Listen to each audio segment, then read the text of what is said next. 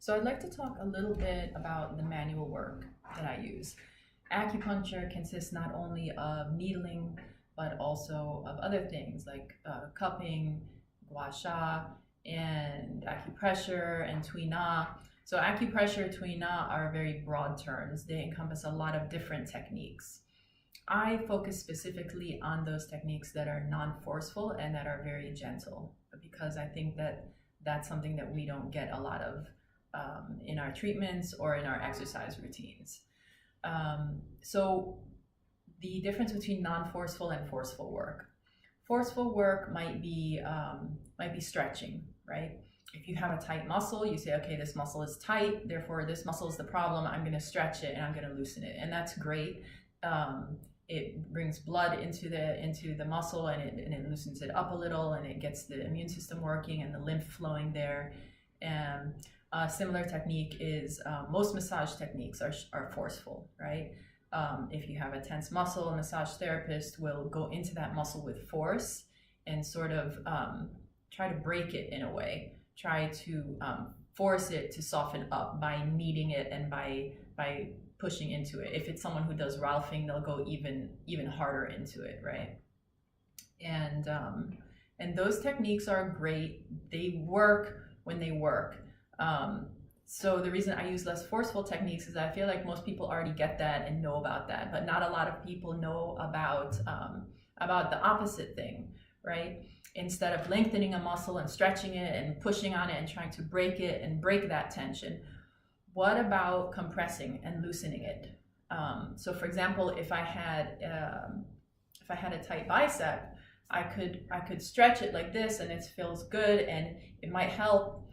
But if it doesn't help, then let's try the opposite thing. And the opposite thing would be compressing it and shortening it and compressing the joints and sort of seeing which way is the body trying to go. What is this muscle? What is this body trying to do? So it's a very gentle sensation that we're feeling for, and we're trying to feel where is the body trying to go, because we're going to take it even further in that direction and exaggerate the problem and wait for the brain and the nervous system to release it.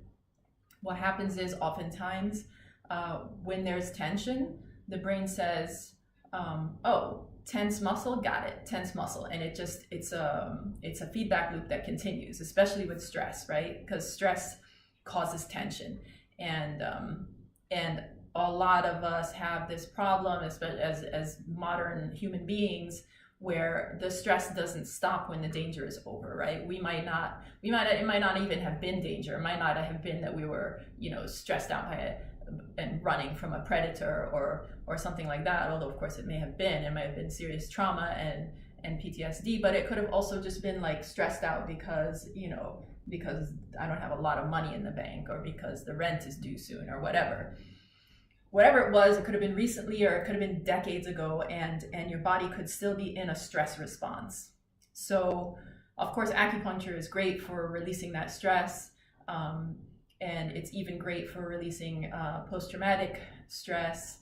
And this manual work, what it does is it compresses and relaxes and laxens the muscles, and not just the muscles, the connective tissue in general. So connective tissue means everything. It could be muscles, it could be fascia, it even runs through bones, right?